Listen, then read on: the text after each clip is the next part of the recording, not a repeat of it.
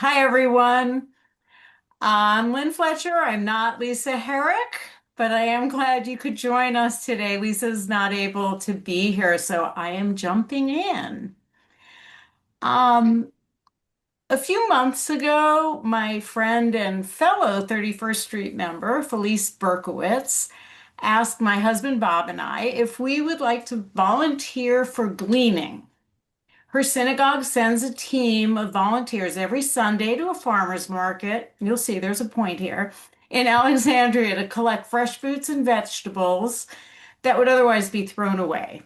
The volunteers then transport all the fresh food to the food pantry, Food for Others. Each Sunday, the volunteers gather between 800 and 2,000 pounds of food. In 2025, during this season, that adds up to 10 to 12 tons of fresh fruits and vegetables that would otherwise be gone.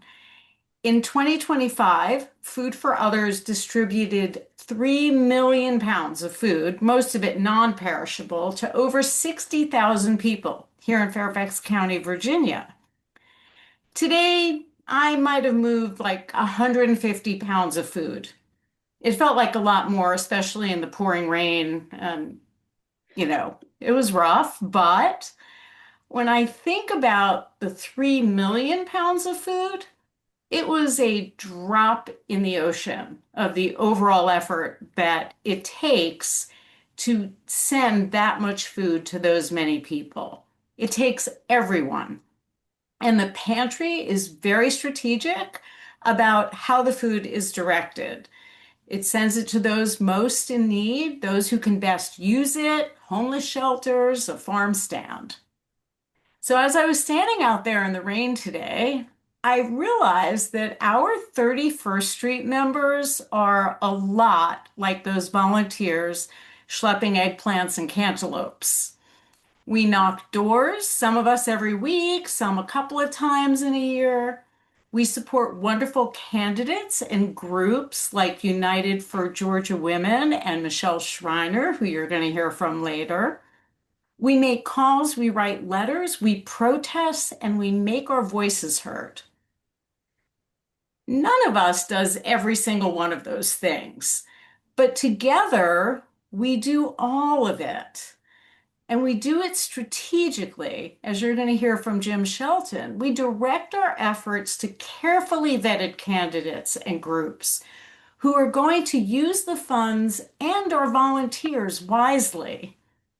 We are one single grassroots group out of a sea of many grassroots groups, each one doing its own part. But together, we're creating what we need for a huge blue wave this fall. So when you're asked by somebody at 31st Street to knock doors in Pennsylvania or Virginia or North Carolina, give it a shot, even if you've never done it. You're going to feel good about adding your drop to the wave. And trust me, it's easier than carrying 150 pounds of peppers. And when you're asked to be an ambassador at our Georgia fundraiser, and you will be, don't think, oh, I only know 4 or 5 people I could invite. I can't really do very much. Instead, think, yes, I can contribute because I can invite 4 or 5 people. So, folks, we've got this.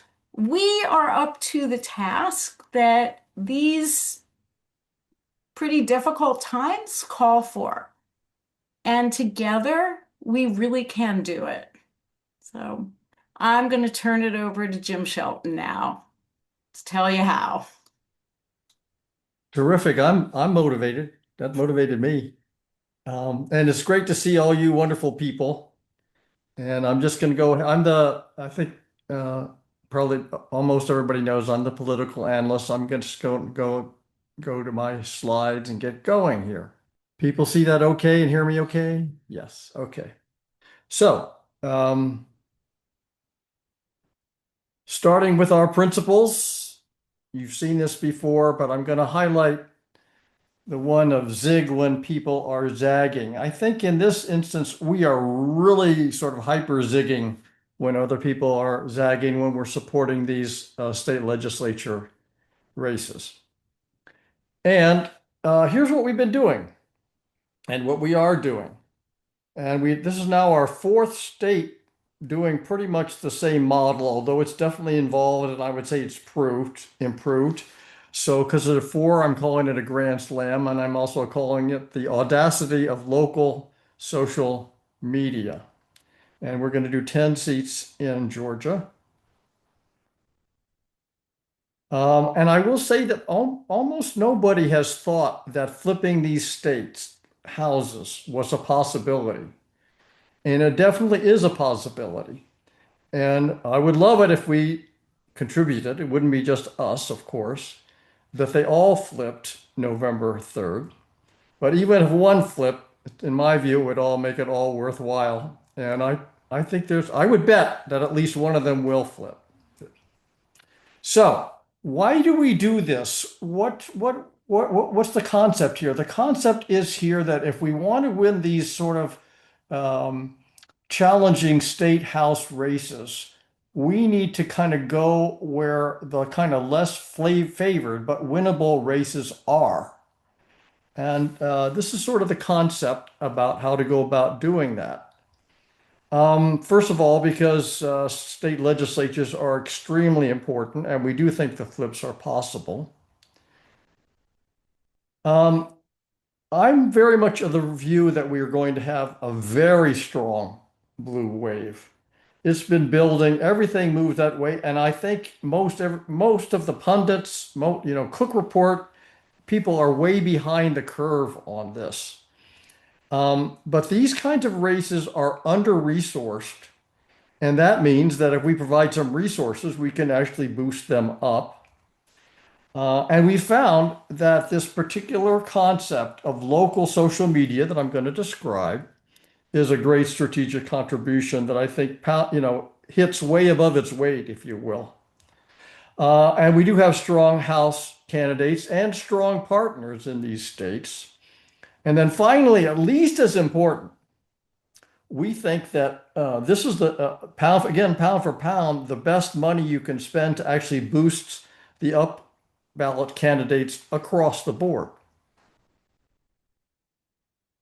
And, we work hard to find state opportunities where that will happen. So that's the concept. Now, before we get to Georgia, which is what this is all about, basically, I have a little bit of Texas follow-up. First of all, congratulations, thanks to you.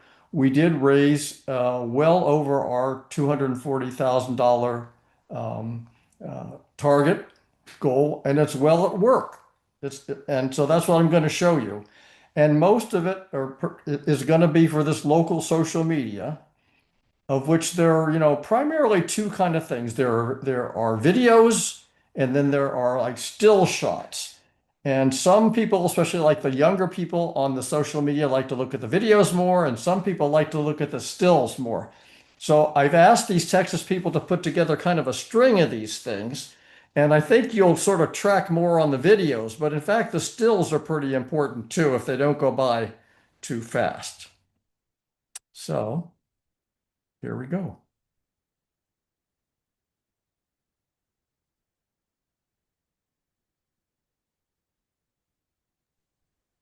No sound, Jim.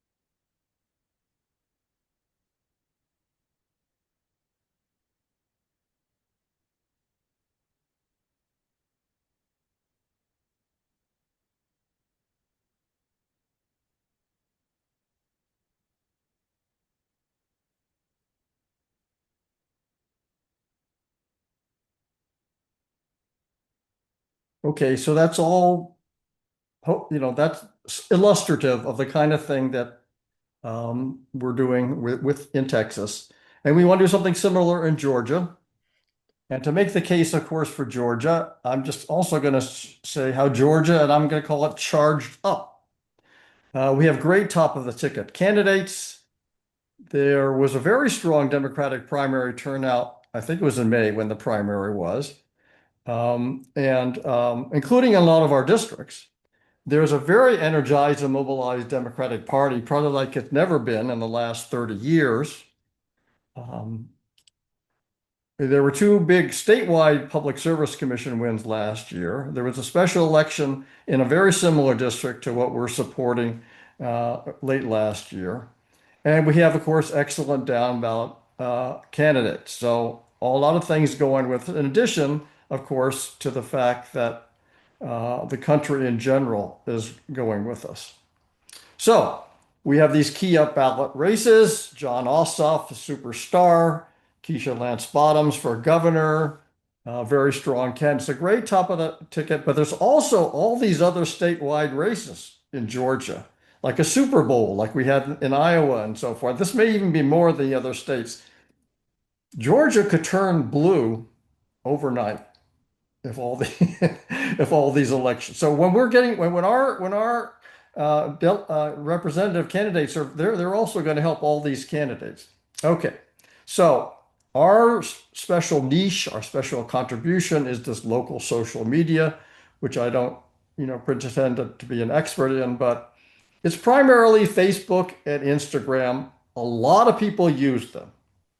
And it's very good at voter targeting, both in terms of the area, like zip code, but also the demographics, and even linking it to the voter file reasonably competently.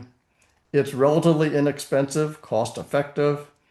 And when by the way, we talked to all these campaigns. We've talked to every one of them, the candidates, and when they all say yes, we really need help with this. And so we have some very good help to help them with, which is we found a very outstanding implementing digital partner that comes very well recommended that we think will help with that.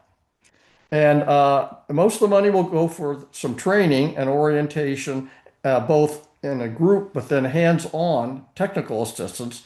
The majority money will go for the ads. So then the question is, what's the sort of numbers for Georgia? And we call that going for the gold. 180 House seats, 91 for a majority. Need 10 flips for a majority. Now, out of 180, 10 is not that much, people. So it's kind of depending on where they are and so forth, which is what we all looked into. There are five what can be called tier one seats that Kamala actually won. We're not, and that can be flipped. We're not going to support those. Again, our idea is to go out on the curve. So we have 10, what we're calling 10 tier two leading edge challengers, just like we did in Texas. Between those 15, we have a decent shot to flip Georgia. Anyway, substantial gain will help greatly and boosting the up ballot races, of course. So here they are, the candidates. Just as you might expect, most of them are sort of suburban, ex-urban Atlanta, not all of them. Again, we talked to all of them, and you can see there's a lot of diversity here, including age diversity, the energetic young people and energetic older people also. So we're going to start the training. When do you suppose that's going to be? I know Lynn Fexture is going to guess. She's right. Tomorrow. The training, we started doing this like 2 weeks ago, and already this is all in place, and the training is going to start tomorrow. And it needs to, because we want to, get a lot of this set up before Labor Day.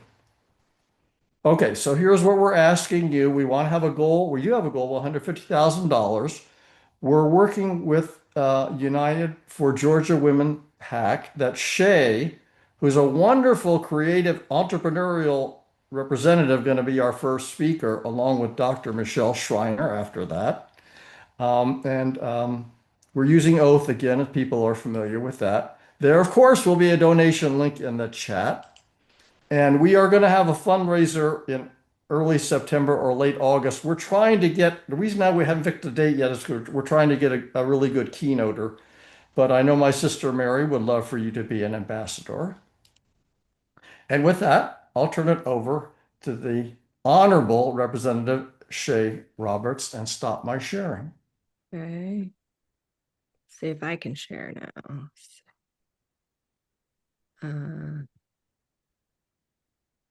Okay. Sorry, I'm not as good with the PowerPoint, so I may or may not keep using it. Hi, everybody. It's such an honor to be here with you today, and I'm so grateful for your organization and all the things that you do for candidates across the country.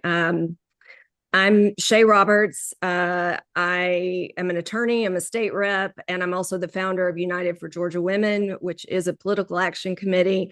We do support male candidates as long as we know they'll vote the right way on women's issues, since we're kind of second-class citizens here in Georgia with our 6-week abortion ban and women's health care being pretty abominable. But I'm also, in 2018, I was a first-time candidate who decided I couldn't sit on the sidelines anymore. And I ran for a Republican-held Statehouse seat. No one had run since 2004 in suburban Atlanta. And I lost the first time by about 1,200 votes. But I learned something important. It was winnable. And so I came back in 2020, ran again in the middle of COVID, and I won by 337 votes. Then the Republicans, led by the same lawyers that represented Trump in Fulton County, challenged my election all the way to the Georgia Supreme Court. But I'm still standing. And so when I'm talking about flipping Republican state house seats, this isn't theoretical. I've done it. And I know how much the right investment at the right moment really matters. And serving in the legislature, see if I can get it to flip, taught me something else. We spend enormous amounts of money and attention on the federal races, but so many decisions affecting people's lives every day are made in the state legislature: voting rights, reproductive health, public education, healthcare, economic opportunity. And state legislators also control, as we all know, after the Calais decision, they determine political power for decades by controlling the maps. And one example is my Congresswoman, Lucy McBath. Her district has literally been redrawn 3 times in 6 years. And so if we want to protect democracy nationally and pass legislation that helps our communities, we have to break the Republican trifecta in Georgia. And so that's what I've been dedicated to. And that's why I started United for Georgia Women. Last cycle, we raised about $550,000 in about 4 months. And we were able, through political infrastructure that's unique in Georgia, to help candidates fill gaps in their budgets for digital and mail. So that's what we're working to do this time, this cycle as well. Oops, how do I go back? Oopsie, sorry. See, I don't do this. I'm just going to stop. So we have 180 seats in Georgia, and we are at 81. And I'm going to stop sharing. Sorry. Did I stop sharing? There we go. Okay. Sorry, guys. We're at 81. We only need 10 seats. And so we have started this campaign called The Road to 91. We announced it on July 24th, and our goal is by October 2nd to raise at least $500,000 to be able to help these candidates again. These are winnable. And if you look at the road behind us, in 2018, midterms, Trump won. We netted 11 seats.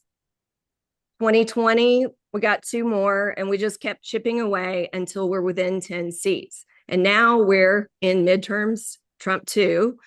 Serious momentum behind us, not just because of Trump, but also because Georgia Republicans are very much following his playbook, aligning with him regularly in public ways, and Georgians are hurting right now. And so this is very winnable, and we believe there really will be a blue wave in Georgia with Senator Ossoff at the top of the ticket. I'm sorry, I think we have the best senators in the country, and he is running an operation like we've never seen in the state of Georgia, both in supporting Georgia Ground Game, which is a coordinated campaign for our field teams. It's saving our candidates money on having to pay for field operations, which is huge. And then my organization also we trained some fired CDC workers to work on campaigns back in August and September. And so we have folks that my organization, through the political infrastructure, are helping pay for staff on some of these races. And our goal is to get these 10 seats. And that's what makes us uniquely capable. With me as an elected, I have a lot of specialized knowledge of the districts, of what we need to do to flip a seat. And that's why this has become a mission for me for the last few cycles. And this is the one where we are really going to be able to do it. And we have great candidates like Michelle Schreiner, who we are supporting. And, as I said, 337 votes made the difference for one seat. 10 seats is going to change the control of a state. And imagine what that's going to do for our country as well. And so I'm just incredibly grateful to have you all on this team, helping us with this project and helping us on our road to 91. Okay, I'll turn it over to Michelle, right? You might want to stop sharing your screen, I think. And then we'll turn it over to Michelle. There we go. Thank you, Jim, and thank you everyone for coming today. You could be doing anything and you're choosing to spend your time here with us. And so I have deep gratitude for you.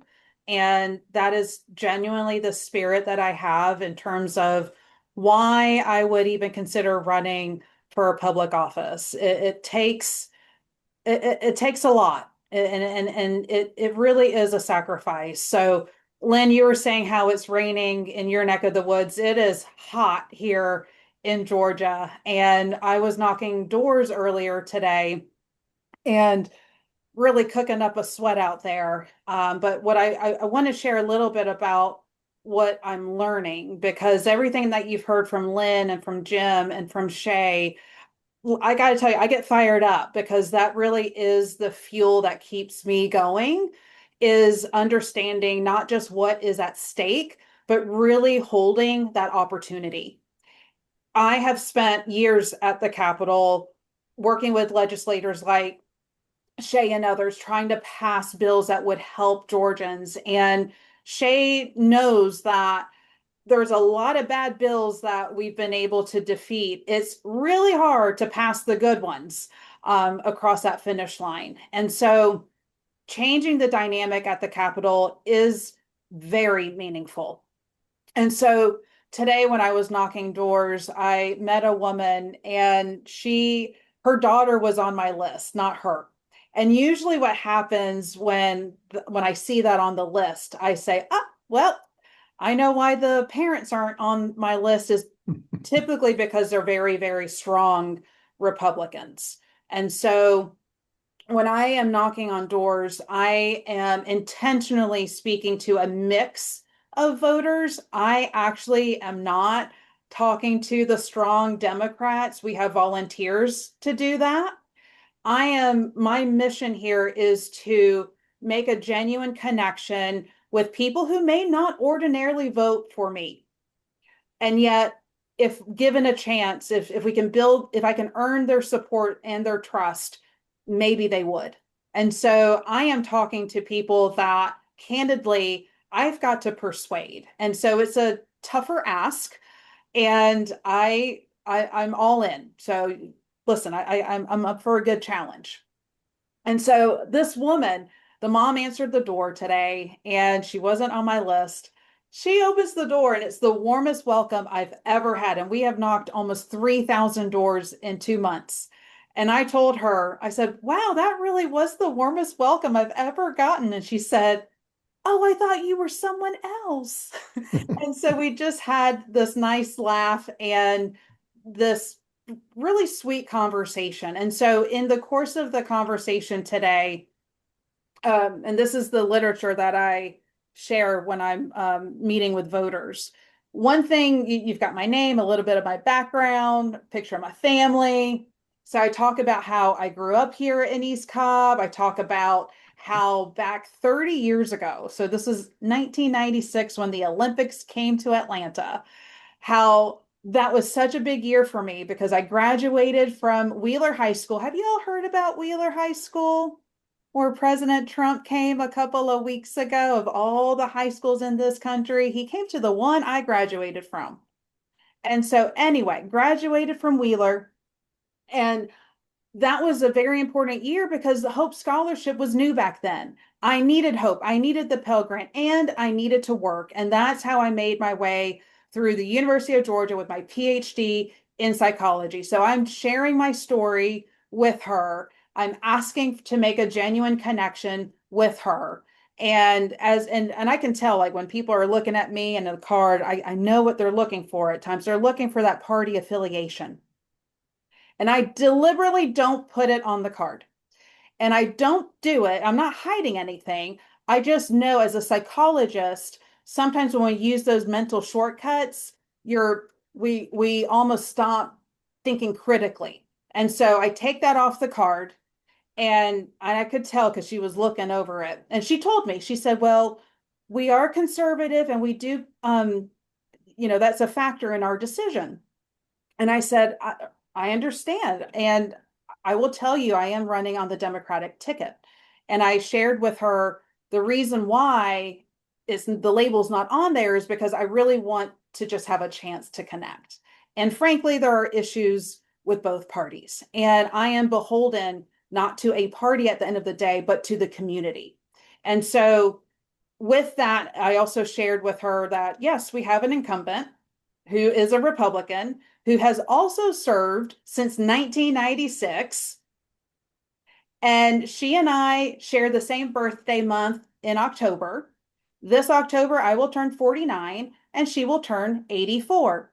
And when I told that to the voter, she said, her jaw literally dropped. And she stuck out her hand. She held my hand and she said, thank you for stepping up to run. Thank you. And she just held me there. And so we have a strong shot at this. And I'm willing to do the work. Shay knows that. And we have a team who's also mission aligned. You put all the energy together. And here's the thing.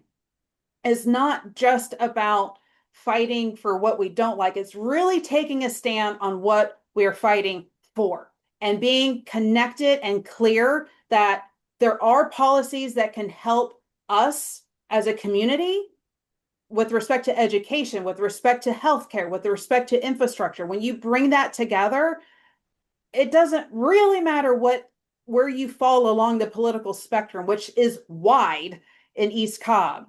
If you get behind the community, you've got a clear option here. And that's what I want to offer the voters here. And that's why I knock on the hot summer days, because this is really important. And your support is really important. As Shay was saying, I really need to change my vernacular here, but at times I think, dang, I am running for dog catcher over here. It's only to say that it's not glamorous. I'm not signing up for anything shiny or anything like that.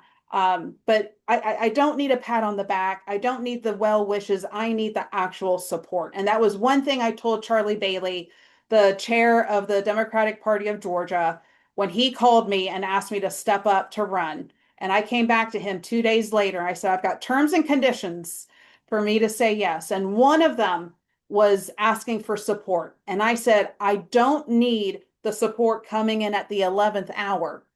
I need the support coming in early and often because I have actually run before.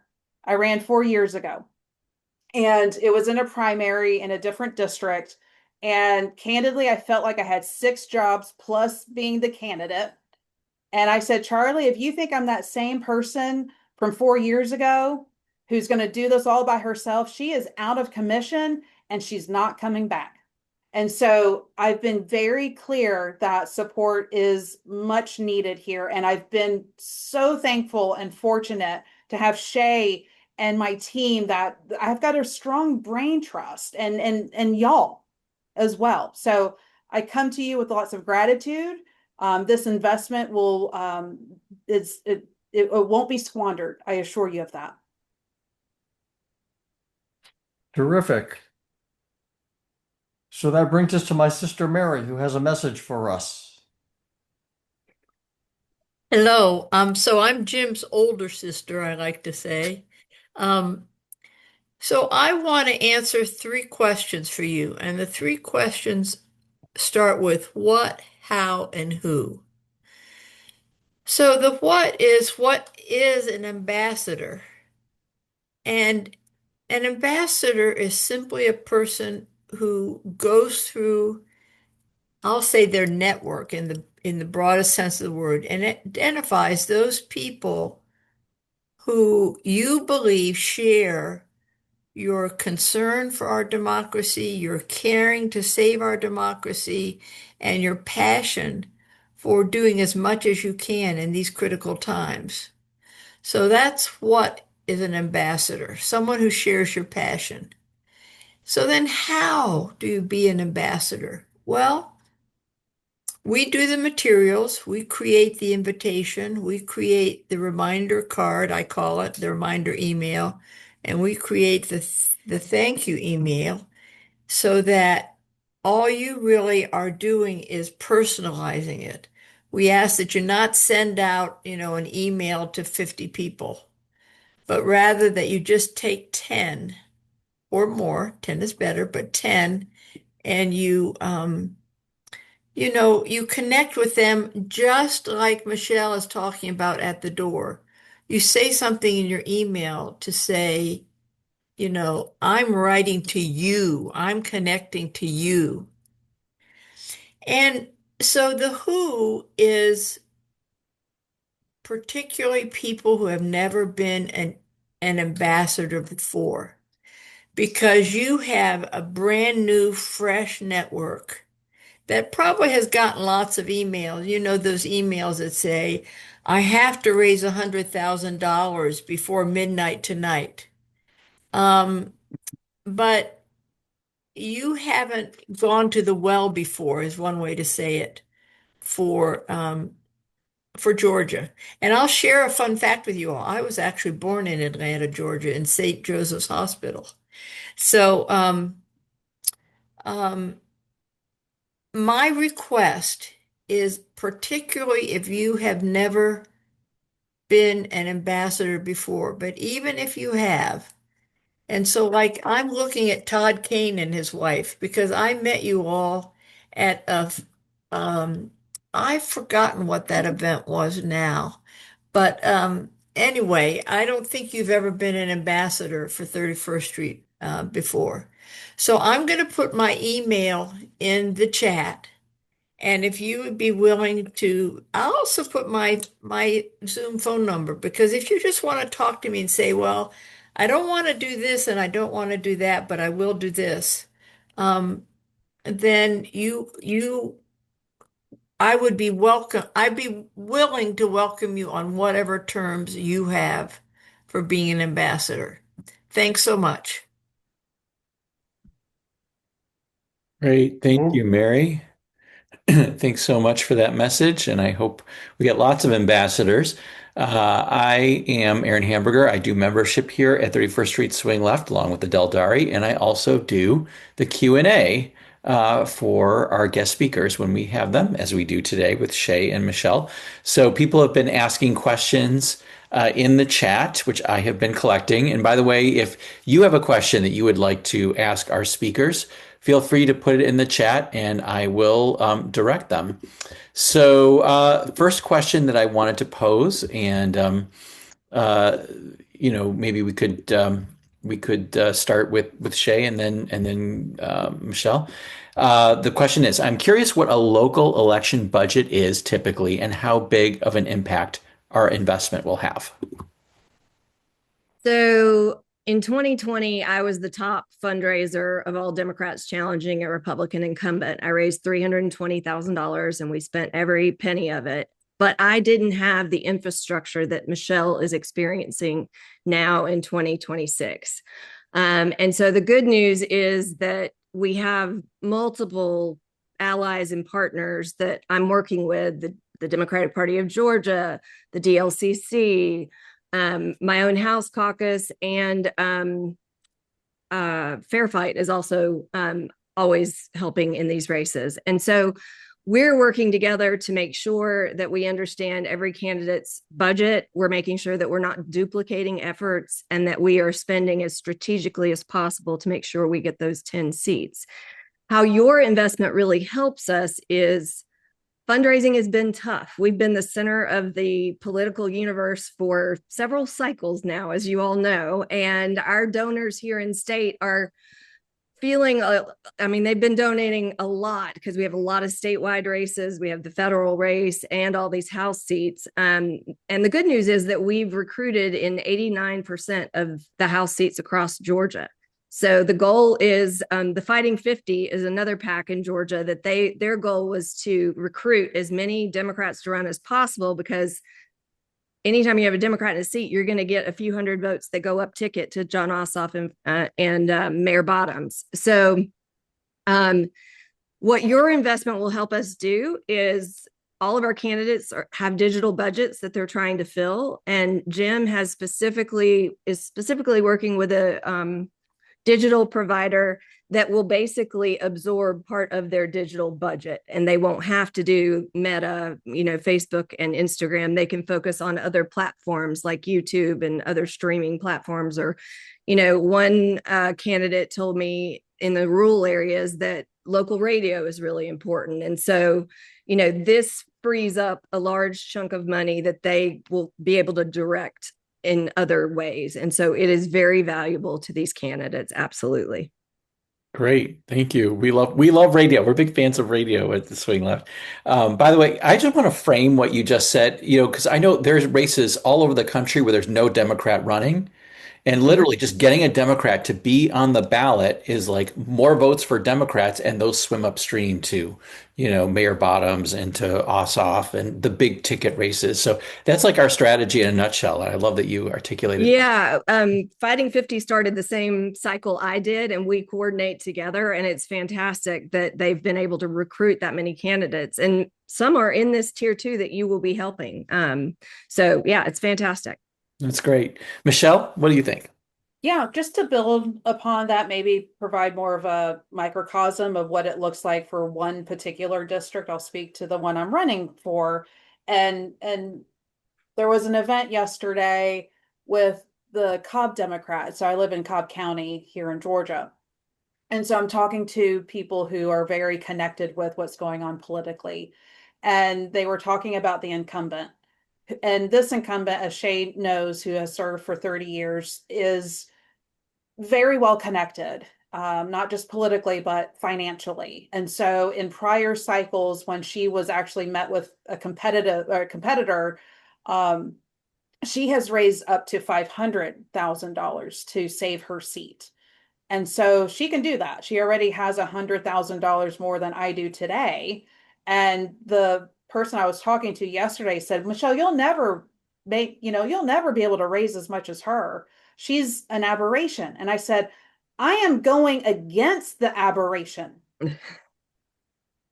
This isn't theoretical. I'm actually going toe to toe with her. So I will reach these goals, and I won't do it alone. And so I am committing to raising $250,000. I do work full time, but I do between 5 to 10 hours of call time where I can during the work week to do my part. And so the question is not just, will I do my part? I will. The question is, will we collectively chip in? And if the answer is yes, then we can reach that $500,000 fundraising goal, $500,000 fundraising goal. So it's not just numbers on a piece of paper. This incumbent actually can raise that amount, and I will put up a strong challenge to her. Money isn't everything. So I don't want to just be so narrowly focused on the dollar amount. One of the biggest obstacles and challenges, frankly, is more so that name recognition, getting the word out. And so when the word gets out and people understand what I'm fighting and standing for, I think we have a real shot. But if they don't even know who I am, then they're not even going to be aware of the opportunity. So a lot of the fundraising, as Shay was mentioning earlier, with digital, it's digital and it's mail and it's all connected together. And so and you don't just do it one time. Once you pull that trigger, you've got to keep building and get that momentum going, because it takes a lot of touches for someone to finally say, oh yeah, Michelle, I've heard of her. Mhm. So yeah, that's what the money's for. One thing Michelle has done that no other candidate has done, I want to brag on her. And in a conservative district, which is really interesting, she has been writing op-eds, and the Marietta Daily Journal has actually been posting them. It is so hard for state house candidates to get any earned media. And they have posted how many of your op-eds now? Well, I only wrote one, but they've picked up two stories and wrote the op-ed themselves. Off of your social media, Yep. right? Yep. Yeah. So, I mean, she's doing a great job of getting the word out without money too, which is really important too. I'm not quite sure how you manage that in that district, but it's awesome. Good for you. I love it. I love the creativity. Yeah. Um, so I have another question, and maybe we'll start with Michelle this time, and then we can bring in Shay as well. What are the biggest obstacles to overcome, in your opinion, for flipping those 10 seats that we're supporting, and particularly, Michelle, for your seat, and what are you hearing at the doors? So I think one obstacle that I just touched upon a moment ago is just that name recognition, just getting my name out and associating my name with my position. And my position really is my heart being in the community, having grown up here and wanting to bring that spirit and that gratitude forward to the Capitol and doing the job of a representative, which is to actually connect and represent the concerns that her community has. It's not like Michelle's personal agenda. And so I'm curious as well. So Shay was talking about this op-ed piece that was published on Friday, and I was talking about a poll that came out last Sunday, so a week ago. This poll comes out, and call a spade a spade. This is coming from the incumbent shop. Okay. Now she has publicly said, oh, I have nothing. I haven't even heard about this poll. Well, this poll was all about our district, and they were testing what filth can we put on Michelle that will stick to her. So in one of these questions, they were tying me to Hitler, literally. In another, they're like, let's call her a radical open borders, wacko. In another question, well, let's see. She was a professor. Surely she taught how to be woke. Like, listen, people, I taught research methods and statistics. And I was just hoping people would stay awake. What are you talking about? And so I just went through this poll and said, I want y'all to know, because this is what I believe. I believe that the people who live in this community are not idiots. I believe they're actually smart. Hmm. And if they could see what I saw, like, look, y'all, if you look at these questions, they're just trying to test what's going to stick to me. None of this will stick. And if For you the want to most have a part. real conversation about things like ICE or education or healthcare, I'm here for that. But if you're going to do this name calling and think that it's okay to pull me through the coals that way, you've got another thing coming. And so that's what that article was on Friday. So you talk about an obstacle, they're going to call me a radical liberal. They're going to call me a communist. They're going to call me, they're trying to slap racism on me. I mean, they're going to, what slur can we put on her? And In 2020, it was Molotov cocktails going off in Sandy Springs, which is this affluent suburb. Yeah. It's ridiculous. it is. Yeah. Shay, what do you think are sort of the big obstacles, and what do you hear when you talk to voters or at doors?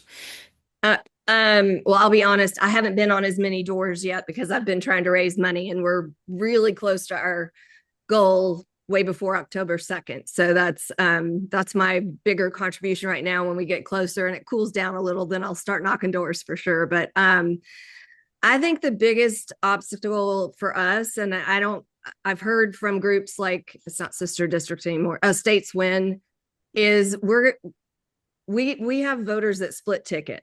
So we're going to have voters that will vote for Ossoff, but may not vote for Keisha Lance Bottoms. And then they may not vote all the way down the ballot.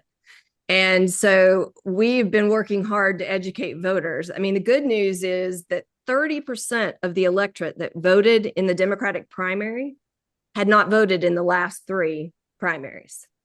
So nobody was talking to them during the primary, but now we can identify them. And I have advised all of my candidates to be figuring out who those people are, educating them, because I think what they went in and did is just voted for Keisha and left, most likely, or they were just not very educated,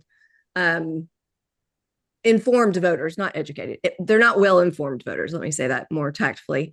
So that's a big challenge, is just getting people to vote all the way down the ballot. And it has been for a while, but we're working hard at the door. And John Ossoff has some strategies around GOTV and things that hopefully we're going to be able to overcome that. And then fundraising has been challenging, but between all of those groups that I named, I do believe we're going to be able to fill the gaps of these candidates.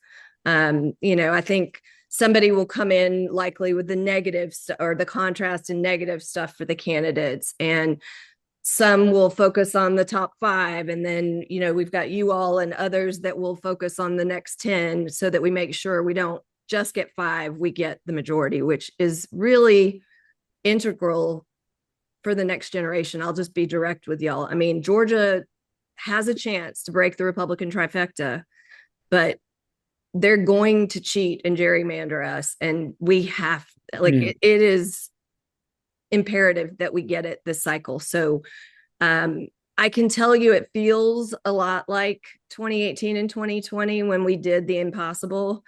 And we didn't get Stacey Abrams, but I still believe I am a little concerned about intimidation at the polls too, because I'm hearing some of that is going on in Wisconsin and other places, and that worries me a little bit. Oh, look at the sweetheart. Aw, I love the guest star. Actually, that leads to one of the questions that came up in the chat, which is, what do you say to voters who are worried about election shenanigans nullifying their vote? So maybe Shay, you can take that, and then Michelle can chime in. It is hard in Georgia, considering the FBI still has all the files of our, they're still looking for those 11,000 votes. And technically, those are also the votes that they said I didn't get to win my election in 2020, which just is bizarre. I know that there are lots of groups and lots of organizations that are training. I've attended some trainings. There's more going on every week, about how to stop that. I know the ACLU is training up lawyers to be at the polls. I mean, we have a strong voter protection program that I believe we will do everything humanly possible. I mean, the other day I was talking to a group about maybe we need to do what the abortion clinics do, and we need to let folks of other minorities surround them with people and walk them into the polls, because we heard in Wisconsin, they would pull in and leave. So we've got to figure out some creative ways to make sure people feel comfortable, coming to the polls. So I think there are lots of strategies going on, and I feel like that will continue all the way to November 3rd. And hopefully we'll be armed with the best lawyers and the best tools and folks trying to stop any shenanigans. So great. Michelle? This came up yesterday, back to that Cobb Dems meeting. We spent some time talking about voter protection and asking folks to even volunteer. There's ways for community members to volunteer to be a poll watcher, for example, and the training that comes with it, and some of the tips and tricks that some of our community members shared even yesterday. So when you're inside observing people voting and some people getting turned away, one of the community members was talking about how important it was to try to intercept when the person's in the parking lot and let them know, like, hey, I heard, like, because you can't talk to them inside the poll. But like, wait a minute, I think here's some information. They made us save the Democratic Party's voter hotline number on our phones, and just like, you've got to have it ready to go. So you've got to be armed with information, the willingness to be trained, and the willingness to sign up to provide that level of integrity, again, from the lens of a community member. I will tell you, there are people in this district who are on the board of elections who fight tooth and nail to ensure that things are safe and secure.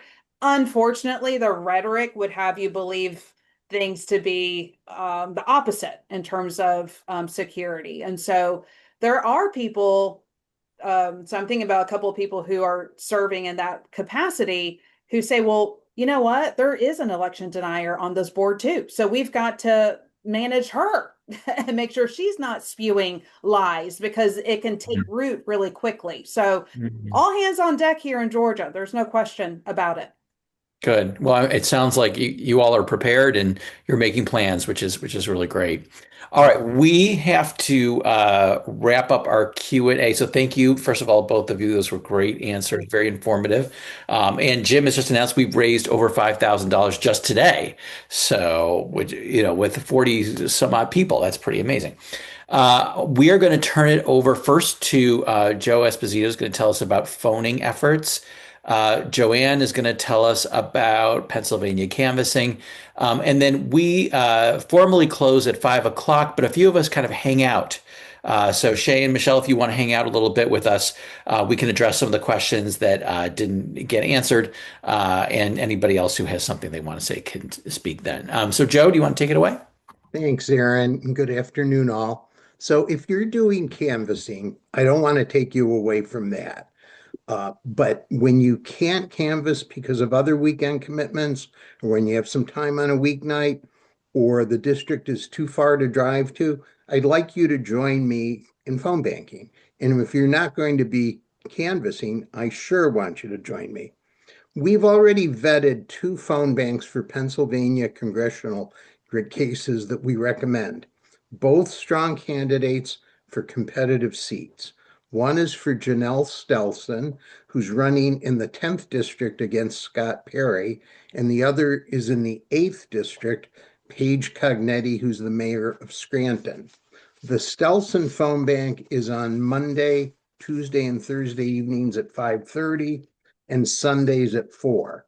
The Cognetti phone bank is on Wednesday evenings at 5:30, but you only need to do one evening session to get the training. Thereafter, you can call at your own convenience within the evening and weekend times set by the campaign. We only recommend to you phone banks that we have tried and that we know have good orientations and trainings. And so we're going to be checking out some phone banks for Pennsylvania state Senate races soon. And we'll let you know about those and any other phone banks we recommend. Phone banking is a very effective way to connect with voters. It's easy and it doesn't hurt at all, I promise. And you'll feel good, as I did during the last Stelson phone bank, when you speak with people who describe themselves as lifelong solid Republicans who have, at long last, seen the light that Trump doesn't really give a damn about them either. I've put my contact information in the chat, and it's also in the newsletter. And I hope you will join me in phone banking, and I look forward to your emails. Thanks very much. Thanks, Joe. Okay, Joanne, are you around? Yes, I'm here. Yay. Hi, everybody. I'm Joanne Harris. I think George Hastings is also on the line. We are the ones who bring you or send you the Act Now newsletter on Sunday evenings. And we hope that we're doing a good job of inspiring you to act now, because we really need you, as Joe just explained. And everything that Joe just shared with you shows up in the newsletter. the fundraisers that we do show up in the newsletter, and the canvases. And we're really pleased to let you know that this election season, 31st Street is going to be organizing canvases in Pennsylvania, Virginia, and North Carolina. And if you've canvassed with us before, you know that we do a really good job of making it easy for you. We give you all the information and materials you need beforehand. We get good walk lists in the cities where we canvass. If you want a buddy to pair up with, we'll help with that. If you want to catch a ride with somebody, we arrange for carpools. And we hold a training the night before or a couple days before each of our canvases. Um, and for those of you who are newcomers, we always welcome newcomers and we hold your hand. So our next one coming up is Saturday, August 29th. We will be canvassing in York, Pennsylvania for Janelle Stelson, whom Joe just told you about. And we're hoping that you will join us. It will be, and usually after each canvas, we gather at a local spot. So if you want to get to know other canvassers, you can and talk about your day, what went right, what went wrong. But we really do try to make it as easy and enjoyable for you as we can. So please look out for the newsletter. We make it really easy. You just click on the link to sign up. Thank you. Thanks, Joanne. Thanks for all you and George are doing. We really appreciate it. Lynn, I believe we are at the time of the formal close for our program, so I'm turning it over to you. I am just here to say that we pride ourselves in ending on time, and look at the time, it's 5 o'clock, like could not have done it better. Please feel free to stick around. This is just the informal part. Anybody, you can unmute yourself, you can ask questions, but I want to thank, hopefully, if Michelle and Shay can stay, appreciate it. And if you can't, thank you because you guys were wonderful.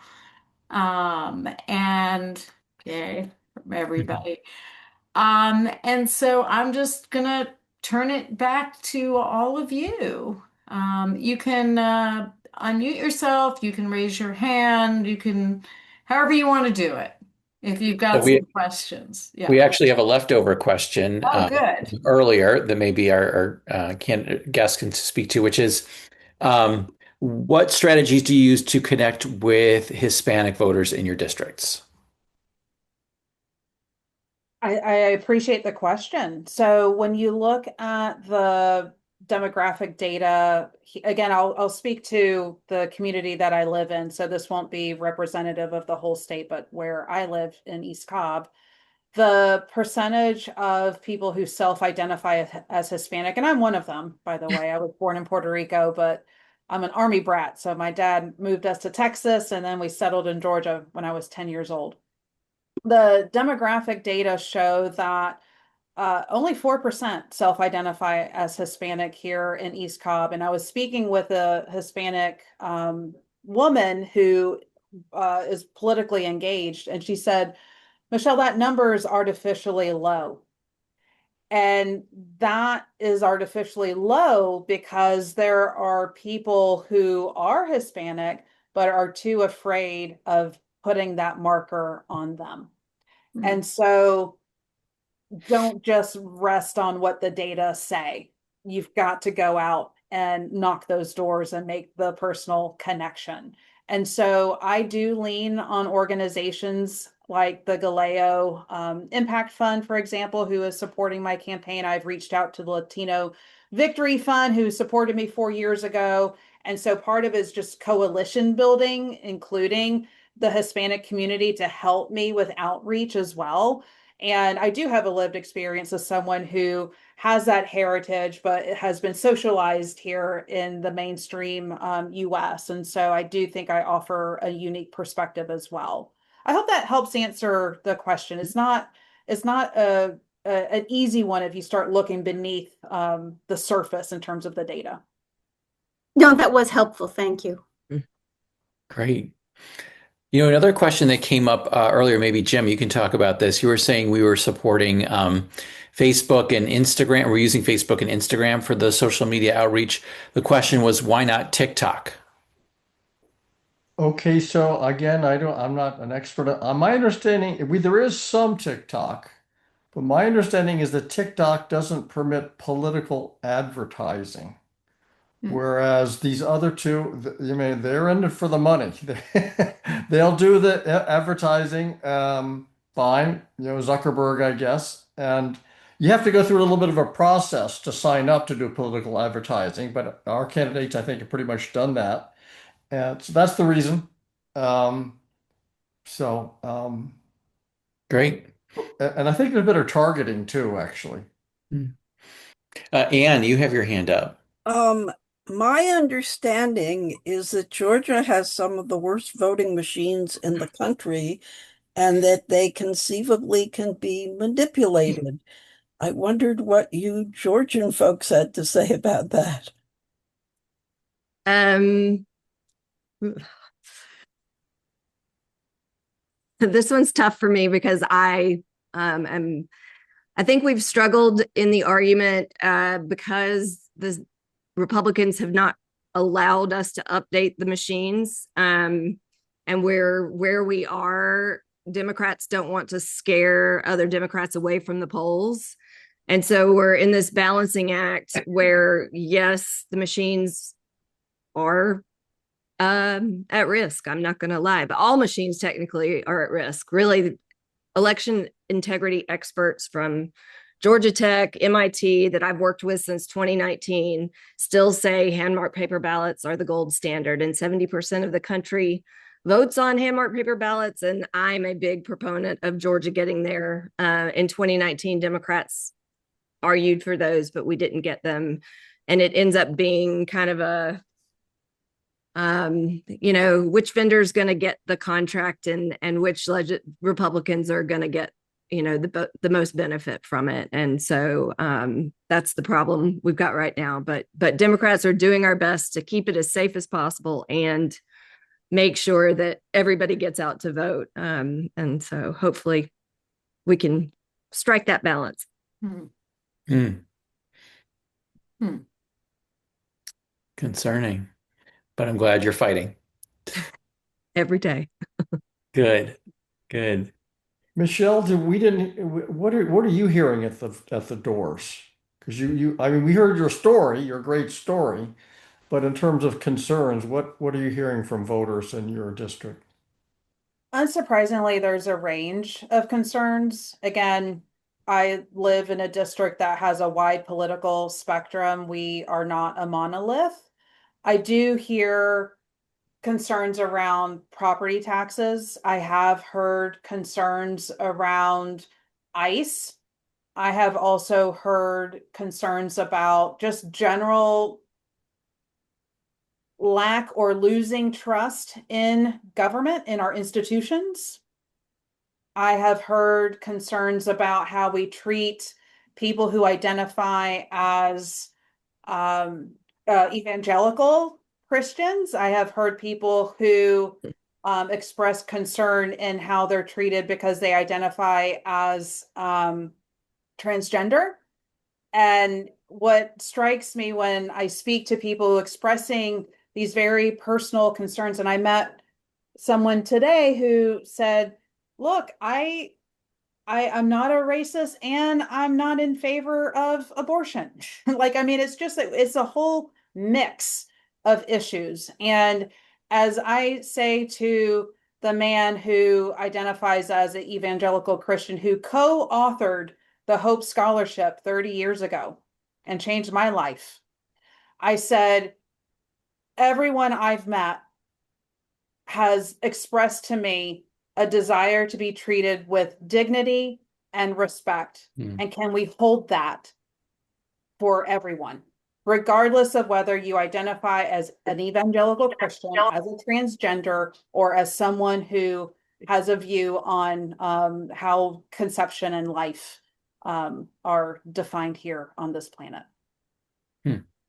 I think you're going to see we have flippable districts in agricultural areas, and then we have flippable districts in like Michelle's district and my district, which are well educated, predominantly white, or largest majority white. And so it's going to run the gamut. Out in the agricultural areas, you've got tariffs impacting farmers, a cost of living. You hear that a lot. Certain pockets of my district, you hear everything just costs too much between childcare, housing. We haven't expanded Medicaid with the subsidies not being replenished by the federal government. We were just ranked 49th in the country for access to healthcare and affordability and quality. We have great doctors here, but we've got doctors leaving the state. And while Michelle's district may have some issues around people not being in favor of abortion, 60 to 80% of our state want politicians out of our medical decisions. And so that's still an issue in my district that people want to talk about. Guns, we have some of the most relaxed gun laws. So if you're in a more affluent district like ours, maybe you don't hear costs quite as much, depending on which stores you're at. Apartments, you hear it more. Big houses on big yards, you don't.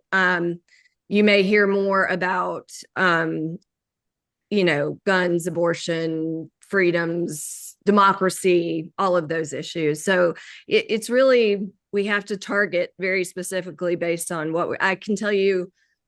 I think the reason that the largest part of that 30% that came out for the primary were Black voters because of the Calais decision. I have literally heard some of them say slavery's on the ballot because it will gut Black power in the state of Georgia. So that is probably how Keisha did so well in the governor's race and didn't require a runoff. We're paying attention to all the messaging that needs to be made in all the places. Property tax just annoys me because I know it does. Cobb County doesn't, they have like the lowest property tax probably of everybody, especially for seniors. But anyway, we did lower property tax last session. We just didn't want to switch property tax completely for sales tax, which is, going to impact everybody, including people who already can't afford things. So, yeah. Well, it is getting close to 5:15. Any last minute things anyone wants to say or ask? No? Well, I just great. want Well, to say thank you again. thanks for Y'all being are here. amazing, and just your contribution is going to mean so much to us. I really, really appreciate it. We're happy to do it, and thank you for putting yourselves out there and running. You're doing the hard part. We're just behind you and rooting for you. So We're going to do our work as hard as we can to get it this time. great.